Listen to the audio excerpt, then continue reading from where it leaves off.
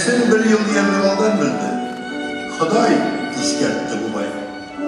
Әди өміріне жүрсем, бек бақытты болып едім деп бір-екі мәртебе айтты.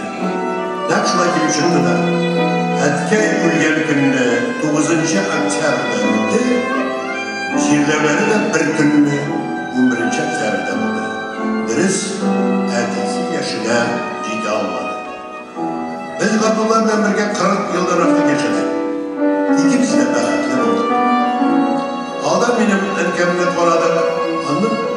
Anası Abdullah'ın. Onlar ikisi de dünyadan bizge bəxilliklerin gidip gittiler. Hürmetli tamaşaçılar, bu orunda Rahim Kuluklar ailesinin arxivində saklanan tağın bir video yazma təqdim ederiz. Bu Abdullah abinin ailesi başında so'nggi topqir ijrovi. Ay,